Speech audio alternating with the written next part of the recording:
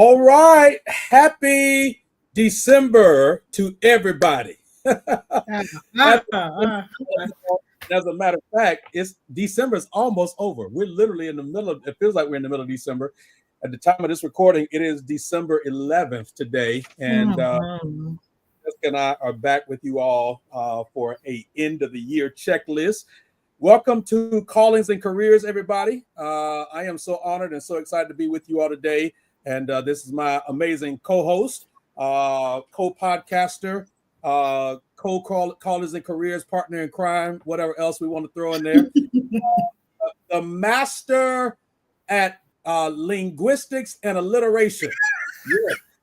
Yes, she is.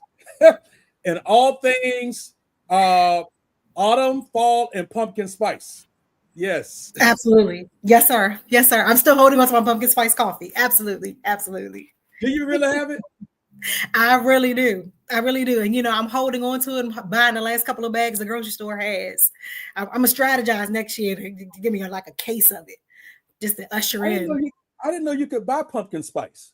Oh, of course. Well, they try to phase it out around November, but I still find it. I still have my ways. I thought it was only only in the coffee shops and commercial and stuff like that. I didn't know you could actually get it and stuff. I make mine at home. You can just get it straight from the grocery store. I'm with it. Okay. I learned something new. Now I'm gonna have to wait all the way for another 365 days to find out what it tastes like. Start putting on top of everything, in cookies, on top of cake, all of that.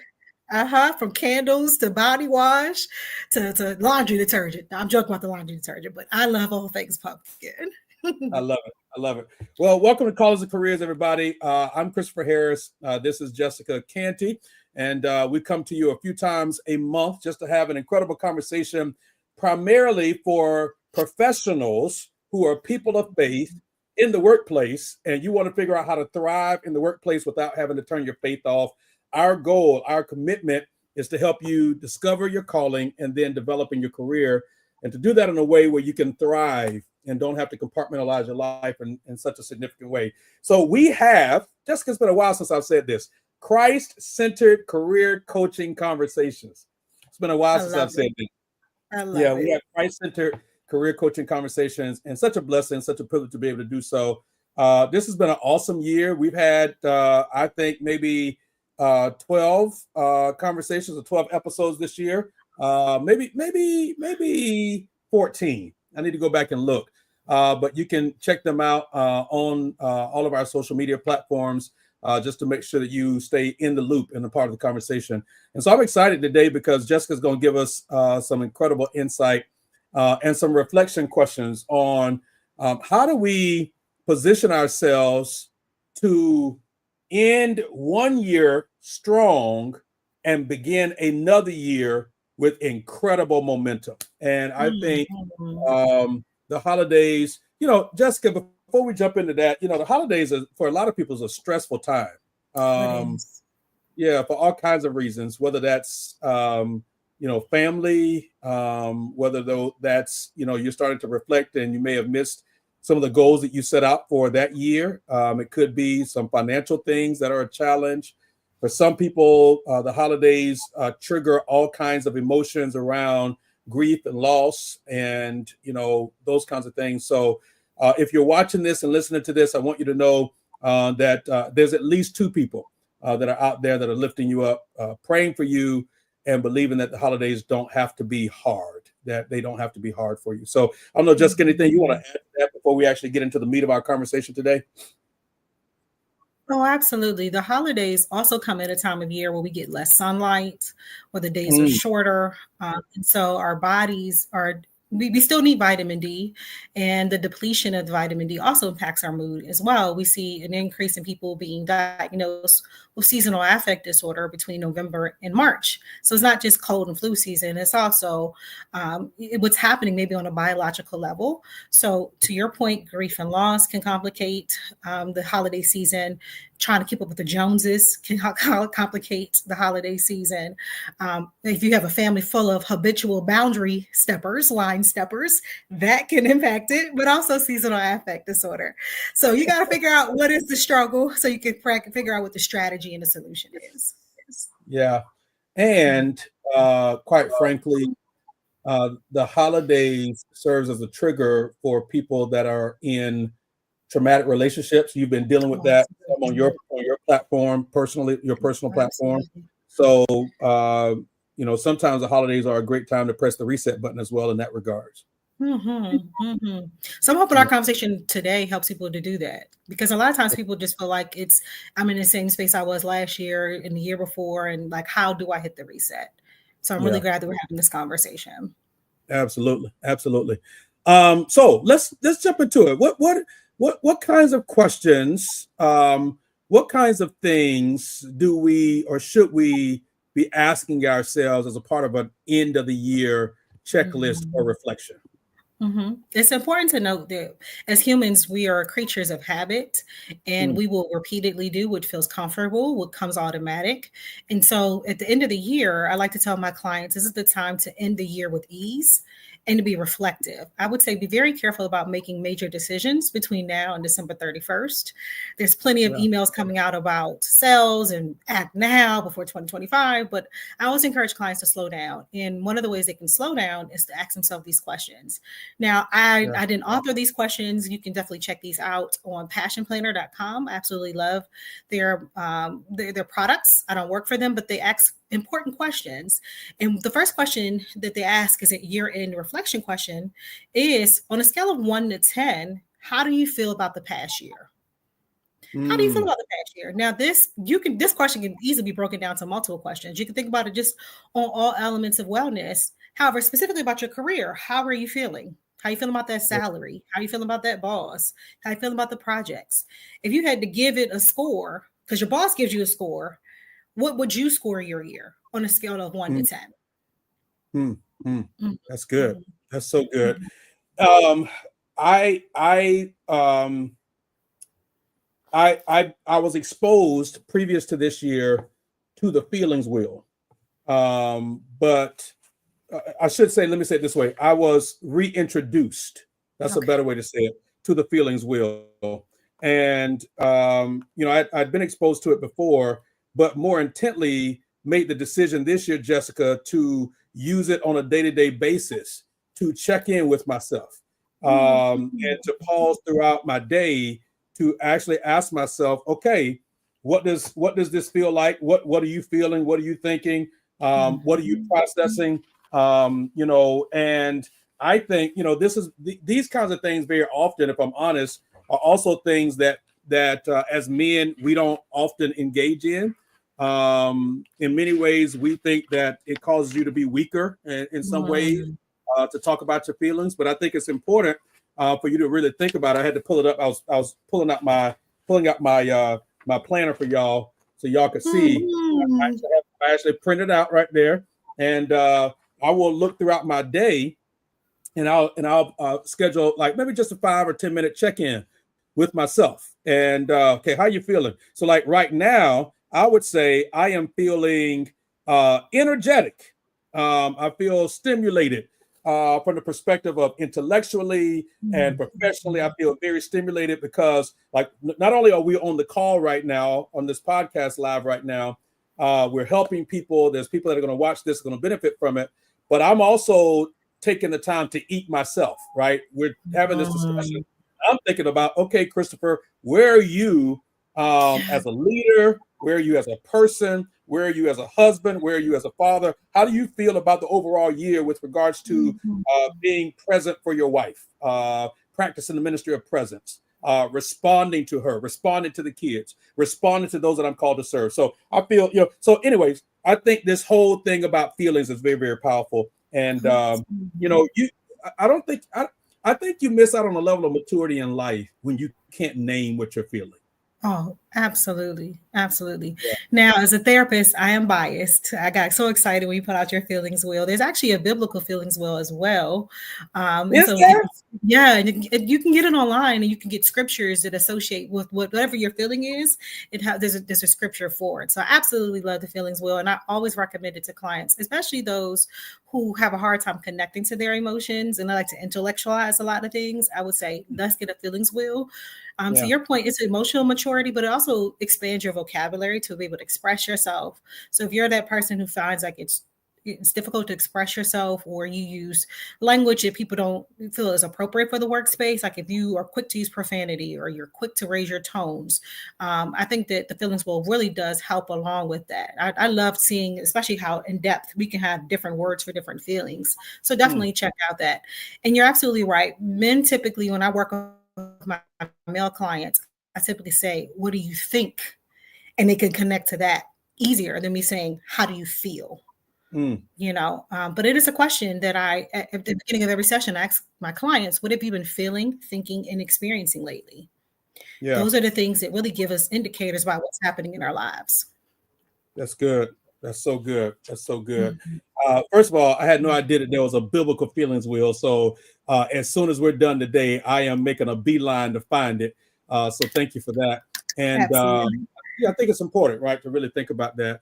And acknowledge that. So, all right. So, question number 1, we're doing a end of the year checklist today, from 1 to 10. Now, did you say which one is lower or higher, or does it matter? So, like 1 means not good, 10 means great, or does it flip? Like, how does that work? I think it just depends on what most resonates with you. I typically always say 10 is the better of the feeling, because I want more of a thing. I want more ice cream or more pumpkin. If you ask me 1 pumpkin or 10, I'll give me 10 pumpkins, please. Thank you. So I typically just say it because it's easier to know that 10 is more. And that's the thing I want to experience more of. Okay. I like it. All right. So that's question number 1. What we got next? So number 2 is, what advice would you give yourself at the beginning of the year? What advice would you give yourself at the beginning of the year? This is really important because this really requires you to be in reflection. Yeah, this really requires you to give yourself a reflection. Hopefully you're doing this at the end of the year so that you're not behind, trying to catch up and do different things from last year, but you don't even realize what worked well. What do you want to keep? What do you want to shed? And what do you want to grow? So if you could just think about from January to December, what are the things that were working good, that didn't work good? Who are the people that were in your corner? Who are the people that you had conflict with? Are there spaces that you want to nurture or grow? So what is the advice that you want to give to yourself in the beginning of the year? I just had a client today, and I asked her, how do you want to start your next year? She said, I want to stop making everybody else the priority. I want to be able to say, I can do this for myself, or I can take care of myself without guilt. That's some advice you can give to herself at the beginning of the year. I can care for myself without guilt. And so she can set up her year making decisions based on that advice. So what advice would you give yourself at the beginning of the year? That's good. I wonder, and I'm just thinking out loud with you for a moment, Jessica. I wonder, though, if there are people who get in the trap of repeating phrases that they pick up from others rather than doing the deep, authentic work for themselves. Of course. Right? Oh, really? Okay. She's like, of course. Of course. Without, sounding too clinical, it's easier. It's more comfortable to repeat it. And I mean, especially in this age of, social media, you see it so many times. Your brain may actually think it's an original thought. But until you decide to, you have to sit back and unplug and say, what is it that I need for me? Not what the latest trend is, not what the latest pop psychology is, what is the advice? And that even goes from the Bible too. A lot of times we depend on our biblical leaders or leaders of the church, which again, God ordained them. But if you don't read that scripture for yourself, it's a whole completely different experience. You're going to base it on the meaning that God gave them, and the Holy Spirit's going to confirm what He wants you to do with it, like you specifically. So yes, absolutely. So from a biblical perspective to social media, we definitely need to be careful about how we're taking on other people's ideas. I love it. All right. So question number 2 is, what advice would you give yourself at the beginning of the year? So this also, I'm guessing this takes into consideration that you're on the back end of something that you look back and sort of reflect on, right? I think it's a bit of a time travel question, because I could see it looking at like if knowing now what you know about 2024, what would you have said to yourself at the beginning of 2024? And knowing what you know about 2024, how do you want to move in 2025? So it's a bit of a time travel type question, but it does require you to be reflective, to your point. Like you do have to Good. sit down and reflect on what you've learned. That's good. That's good. All right. So question number one is, what'd you say? So from scale of 1 to 10, how do you feel overall about this past year or this year that we're coming out of? So in this case, this is, 2024. Question number two is, what advice would you give yourself at the beginning of the year? Hit us with question number three here. What are the 3 biggest lessons you learned this past year? So if you struggle with that previous question about the advice, I would say Yeah. maybe jump to this question and say, what are the lessons you learned? And to your point earlier about, looking at all the different relationships and all the different roles we have, maybe that's where you need to see where the lessons were that you learned, whether they were ouch moments or you felt like you were victorious in a certain situation, or I learned a new skill, or I learned how to be better at conflict, whatever the case may be. What are the 3 biggest lessons? And it has another caveat to that, which is what is one way to incorporate those lessons into your life?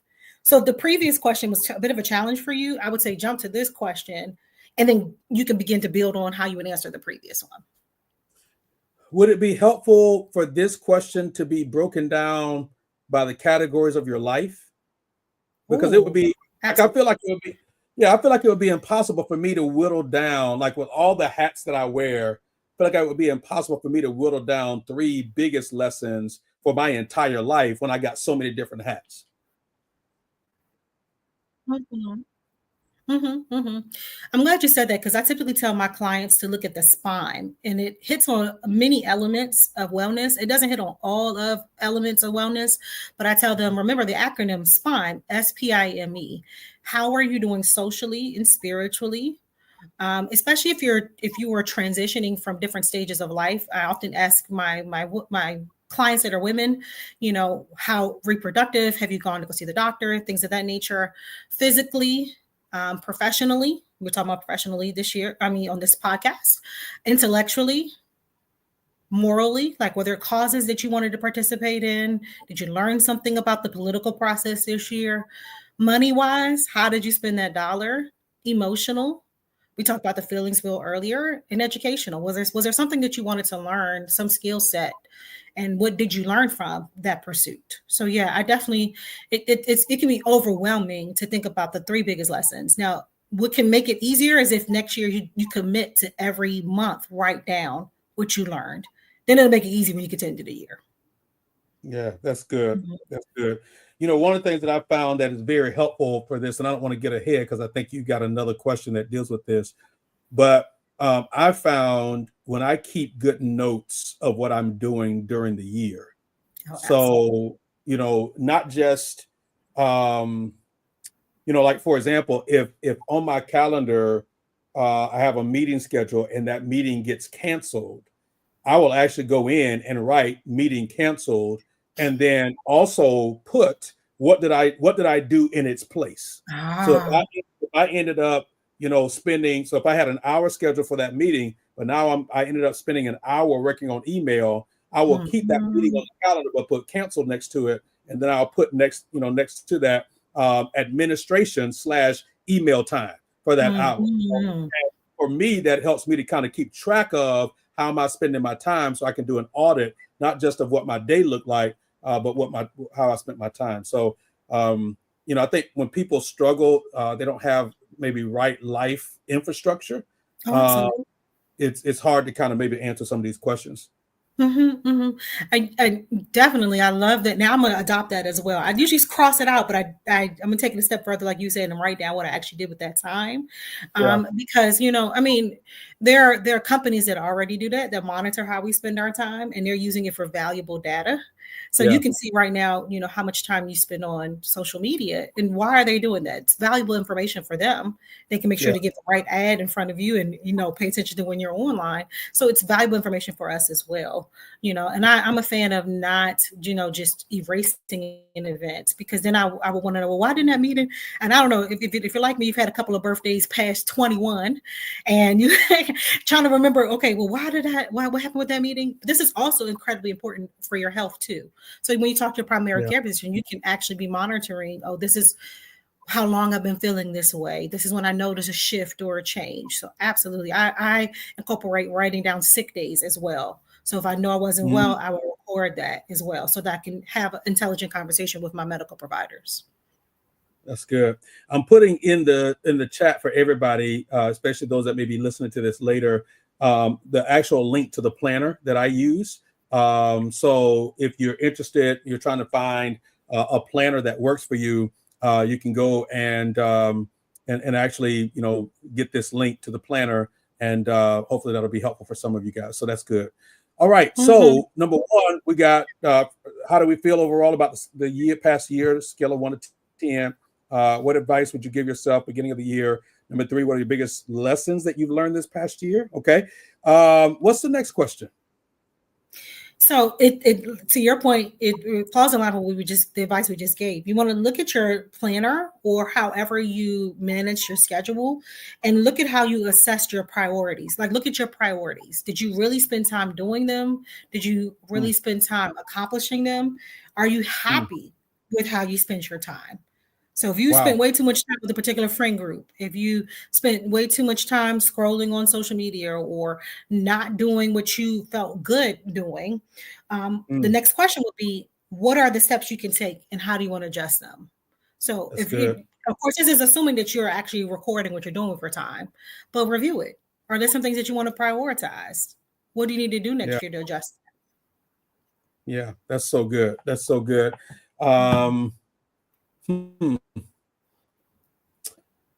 What would you say, Jessica, to somebody who struggles with interpersonal conversations and figuring out a way to tell a person that they're spending time with that this person is wasting their time?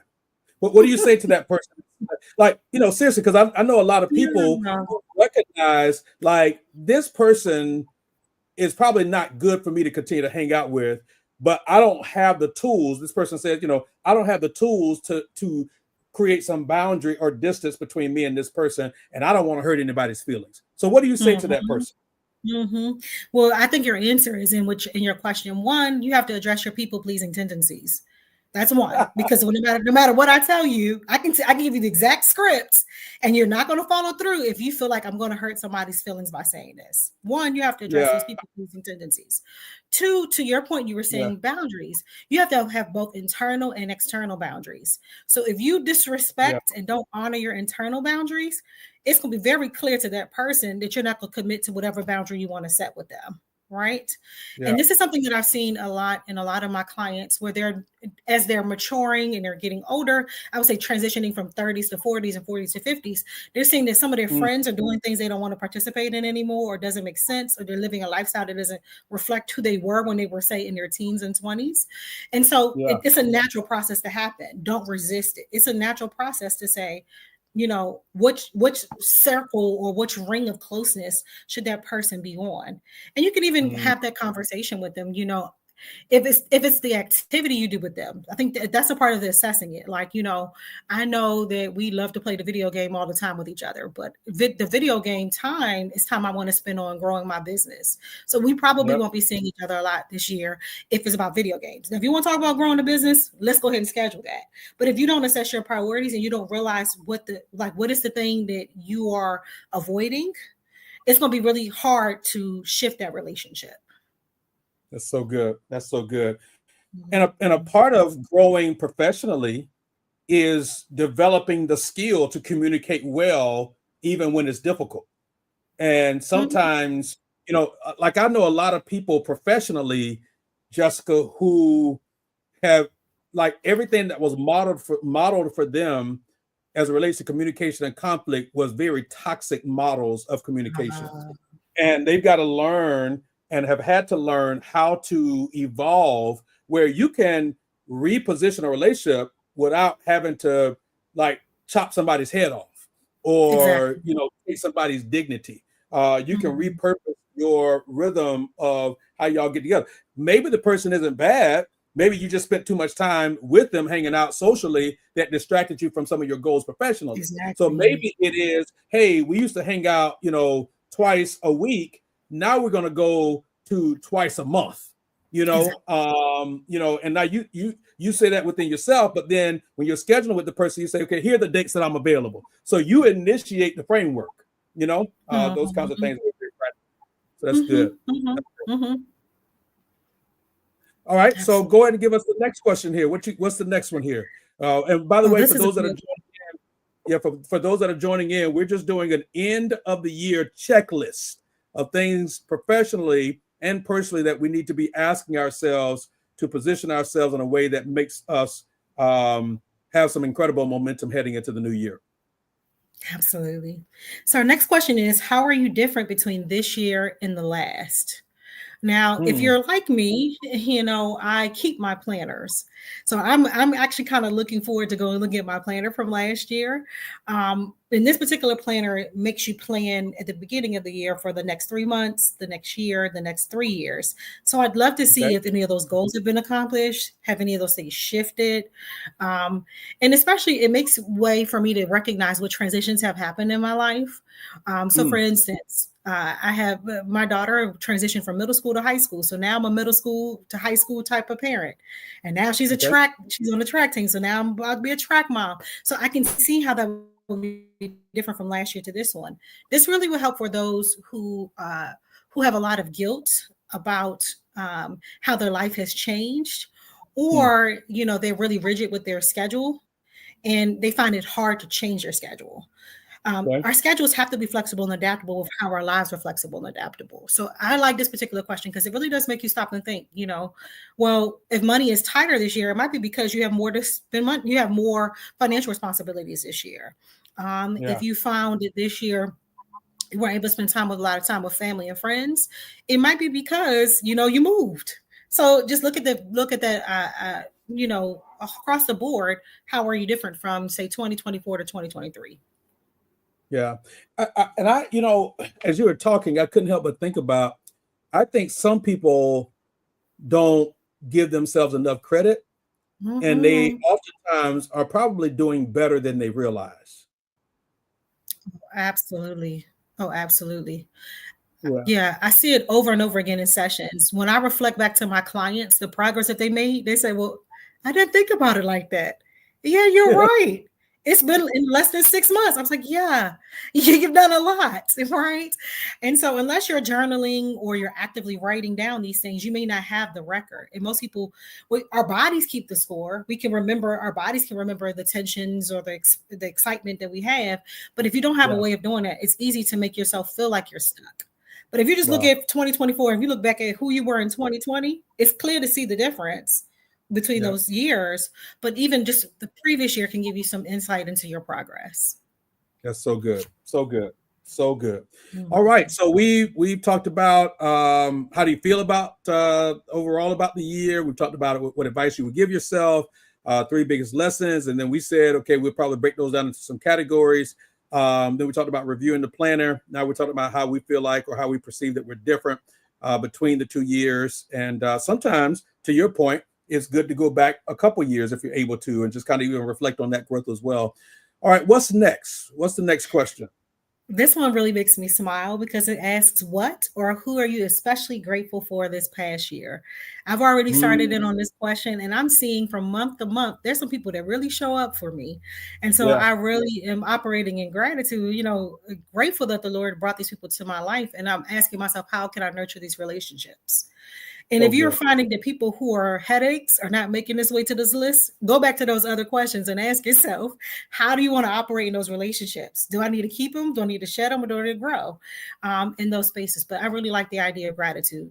And science is backing up what the Bible talks about, having a cheerful heart. Science is backing up people who have gratitude or some type of gratitude practice on a daily basis. They typically have lower levels of stress, lower blood pressure, and live longer. So Yeah, just thinking about who you're grateful for really does go hits on all elements of wellness. that's so good. I'm going to read this post. I didn't realize that we were going to be talking about gratitude in this way today.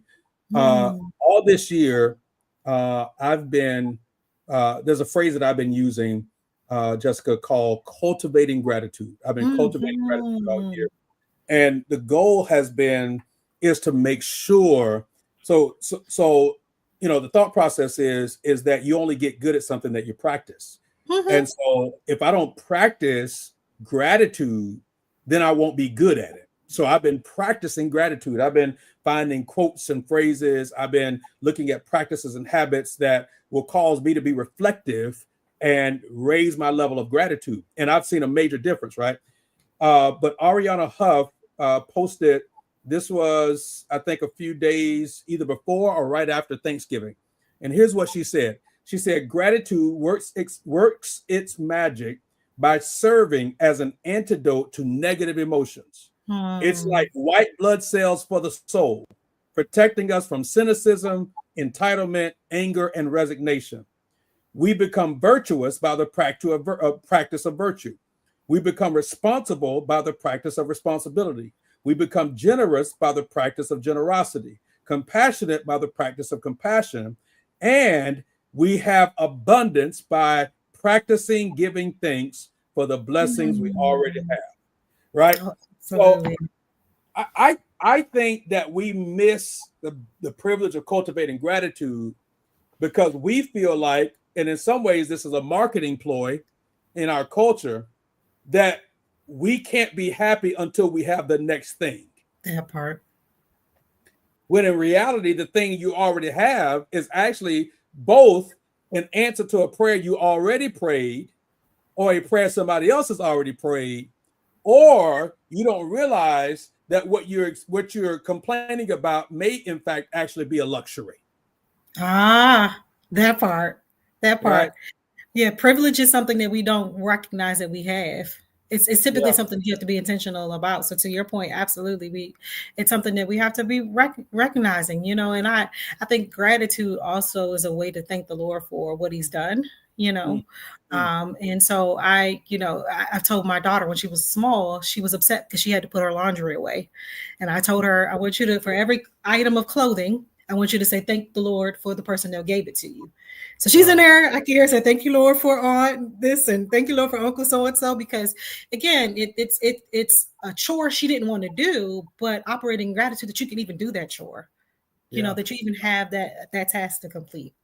Yeah. Yeah. And so this, our target audience for Callings and Careers, this podcast, is specifically professionals and individuals that are in the workspace, corporate spaces, business spaces. Some of you are entrepreneurs, whatever the case is. Again, our goal and our effort and our aim is to help you discover your calling, but then developing your career. And I believe I want to lean in on the developing your career piece for a moment, because I think that if you are a person of faith and you're trying to develop in your career, one of the things that you must have as a part of your regular rhythm and repertoire of living is gratitude. So the question that I think that the question you've asked us here about, so we're in an end of the year checklist, who and what are you especially grateful for this year? I think it begs the question, have you developed a spirit of gratitude? Have you developed a habit and a rhythm of things to be thankful for? Or do you walk around entitled and pessimistic and cynical and cold-hearted and all those other kinds of things that comes along with not being or expressing gratefulness or gratitude? And I don't think that this eliminates the reality that sometimes there are difficult things that you can face in life. So we don't do this often, but let's go Bible for a moment on here, okay? Because the scripture doesn't tell us to give thanks for everything. He tells us to give thanks in everything. And those are two different things, right? Reframing, having a fresh perspective, all those things are important. And being grateful in everything is also not a denial of the reality. Absolutely. So if you lose a loved one, that's tough. That's hard. That's difficult. Yet cultivating gratitude says, I am going to give thanks for the memories that I do have. Oh, absolutely. So I can live in the juxtaposition and the tension of both, that I'm grieving the fact that the person is no longer physically here. At the same time, I can be grateful that, man, God could have so ordained it, I could have never met the person. Yeah. Or could have never crossed paths, but God gave me the space and the grace to have these incredible memories and experiences, whatever that may look like. So you might approach this differently from from a clinical perspective. So feel free to have it. Well, to your point, like I tell my clients, the easiest way to get started on a gratitude practice, you don't have to go out and buy a journal. You don't have to go out and, purchase a program or anything like that. It's just when you wake up in the morning, before you put your feet on the floor, say 5 things you're grateful for. Now, because I'm Christian and I believe in the Lord, I'm already praying, thank you, Lord. So before you reach for your phone, don't check social media, don't check your bank account statement, because that's really, what's a reality that's being shaped for you, is to think about that. But gratitude will shape your reality, to your point. It doesn't ignore reality, it shapes reality. So I encourage them, just 5 seconds. It takes 5 seconds to say what you're grateful for. If you can't think of anything that you're grateful for, and you do feel like it's a struggle to get up in the morning, you may need some therapeutic support. You may be experiencing depression-like symptoms, which again, a lot of people experience during these months. I would encourage you to be grateful for your breath. Start there. Yeah. Yeah. Be grateful that you woke up this morning and that you're breathing, and it'll help. Yeah. Yeah. One of the things that I was challenged with, Jessica, this year was I already am committed to practicing what I preach. I want to make sure that my private life is what people see publicly. But one of the things that I was challenged with this year was to also begin to preach what I practice. In other words, there are people that I'm blessed to be able to be an influencer to, and I needed to start giving some behind the scenes or explanations and context for some of the things that I'm doing. So in this moment, let me take a moment to do that. As of today, because we're talking about gratitude, as of today is day number 1,736 days straight that I've written down something that I'm thankful for. Oh, amazing. Yep, it's right here. Amazing. Yep. Wow. Now, there are some days that I miss, right? Like in the moment, like, maybe I'm traveling or something like that, but I'll go back to the planner, back to the reflection time, and I block off that time and I fill in the days that I missed and catch up to make sure. But for 1,700, and I can emotionally, spiritually, physically, and mentally, I can tell the difference when I do it versus when I don't. Absolutely. Now, there may be somebody that looks at those days and want those results today. That was something that was built over those days. So it is the consistency that gave you the reward. And so for those who, want a quick fix, because we do live in a microwave society, or take this pill and it'll cure it. It's something that once you get the practice, you'll get the reward and it'll be sustainable. But it takes that commitment and continuation of the practice consistently. Now you got me wanting to do that. Like I'm doing it for the month, but now I want to do it. Like I got to get on that level of maybe getting to the week and then starting in a year, at the beginning of the year, doing it every day. That's awesome. Start in January, see what happens. I think it'll be a blessing for you. I think so too.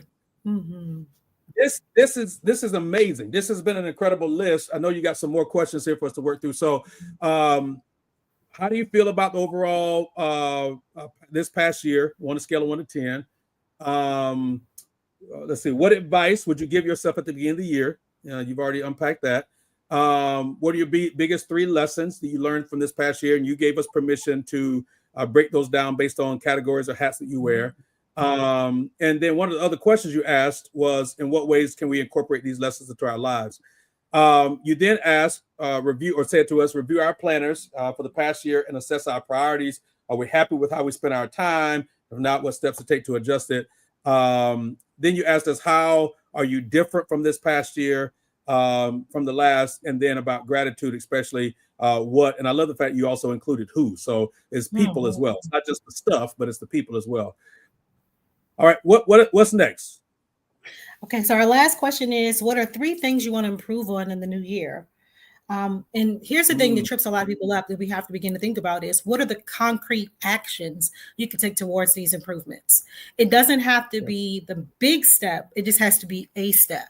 So what are the things you want to improve on? Now, if you've done all the other questions, you've seen who you've been grateful for, you've already assessed your priorities. These are things that this question should be more of a summary of what you've already learned from the other questions.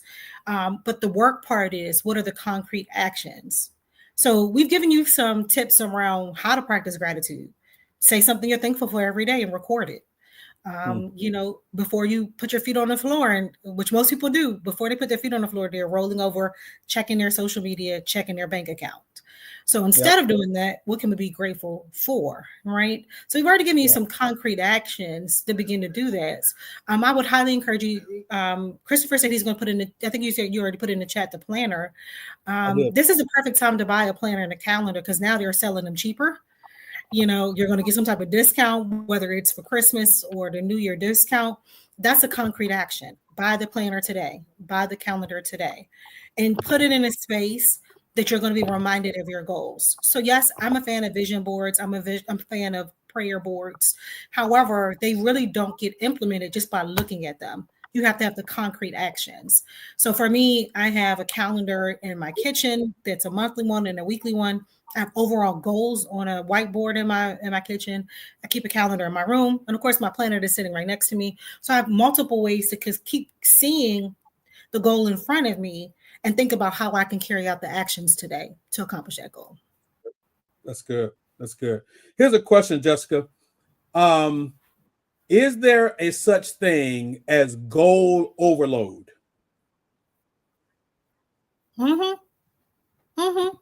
Absolutely. Absolutely. We've seen it in practice when we are creating, especially in my therapeutic practice, when you try to create too many goals for a client, it's easy to be overwhelmed with it. So I would say, it actually takes up more of your energy to do multiple goals. Like, I've seen it on social media where people are talking about, just trying to do all the things. I have to exercise. I have to practice gratitude. I have to be a stellar employee, and I have to have my hair look a certain way, my nails look a certain way, whatever the case may be. But you're not doing all those things well if you're trying to do all of them at the same time. Multitasking is a myth. So I would say, you know what, just this year, I want to, typically at the beginning of the year, I will pick a word that I want to carry out in everything that I'm doing. So maybe, for example, it'll be excellence. So in everything I do, I want to be excellent. That's a goal that is going to start to unveil itself to me. Like, okay, what would excellence look like in this area? Rather than I'm trying to have 5 goals on all those wellness spaces. That's a lot to try to do. Yeah. And I've seen people who have some of the best planners, physical planners and calendars in the world. They got their stickers, they got their set of markers or pens or color pens to color code different things. And, they got the other little things that pop out on the planner, all of that stuff. I'm kind of like going through all the stuff here, but they got all the stuff. But then when it comes to execution or when it comes to follow through, they don't have that level of detail. And so then I'm looking at them kind of sideways, like, but you got this $250 planner that's supposed to just make you so good and so efficient. What's up with that? And I'm laughing because that's what marketers know that. That's why at the beginning of the year, vitamins go on sale, gym memberships go on sale, because they're going to capitalize on that fervor you had. They're going to capitalize. Peloton is probably going to have a discount because they, it's going to be a discount on workout clothes, because they know if they don't capitalize it in January, by March, you've already lost steam and you're not going to do it. So what can you do today? And I would even, if you're that type of person who gets excited about a thing and buys all the things, I would say slow down and do them. So do them is DWUM. Do without, use it up, or make it work. What can I do without this year? Say that again now. Do them. It's not something I made up. This is like back, I think in right when the Great Depression hit. It was a theme for people because we had limited resources during that time. It's called DWUM. DWUM. Do without, use it up, and make it work. This is especially hard for women. I'm gonna raise my hand because like we like to try the new product, the new soap, the new perfume, the new whatever, the new hair stuff. And so a lot of times, especially around budget, we can definitely use what we already have. A lot of us who are going to, who have the goal of working out, you probably already have something in your house you can work out with. You don't need to go out and buy a whole bunch of stuff because then it makes you feel like you're committed to the stuff rather than the results. So do them. Do without, use it up, or make it work. So DWUM. Do without, use it up, or make it work. All right. There it is on the screen for y'all. DWUM. Do without, use it up, or make it work. So you do not. So here's something I did a couple years ago, Jessica. I'm just putting all my stuff out there today, all my business out there today. but I'm preaching, but I'm practicing. I'm preaching what I practice, right? So I had these ugly shoes that I was working out in. I mean, they were hideous. If I could go get them right now, I'd go get them, and y'all would probably like start a GoFundMe. GoFundMe. These things were absolutely hideous. But here's what I said. I am not going to buy a new pair of shoes or workout clothes until I lost this much weight and I worked out consistently. There it is. And when I met my goal, I was excited to go to the store and buy me a new pair of shoes. Yeah. My kids was talking so much trash about my shoes. Listen, you cannot have ugly sneakers when you have teenagers. Do you hear me? It's like not at all. Not at all. It is the worst thing on the planet to have teenagers and have these god-awful sneakers, these god-awful shoes. But I would wear them. And then I told them why I was wearing them. I told them why I was literally wearing these shoes, and it worked out. So for those of you that are listening to this podcast right now, I'm trying to tell you, you got to make this thing work. So DWUM, do without, use it up, make it work, is a real thing. So I'm excited for learning that, Jessica. And thank you for bringing that up today. This is good. Yeah, this is good. Yeah, absolutely. You have any more questions today for us for the end of the year checklist?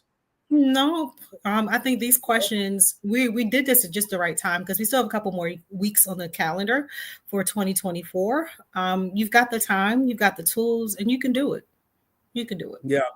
Yeah. So I want to challenge those of you that are watching this live now, those of you that might watch this on demand later. I want to challenge you to pull your calendar up right now. If you got it on the iPad, pull your iPad up. If you got it on the phone, if you got a physical planner calendar, open your calendar right now while you're listening to me, while you're listening to us. Find a 2-hour block of time. Find a 2-hour block of time right now on your calendar and put it on your calendar. Okay? Now, do not set yourself up for failure. Absolutely. Meaning, don't put it during a time when you know you got to be at work or your boss is going to be scheduling a meeting with you. Put it during a time where you have control over your time. Don't lose your job over trying to do some end of the year checklist meeting with yourself. Okay, this is not wise. Okay, so put it on a time that works for you and that would make sense. So that being said, this has been your end of the year checklist.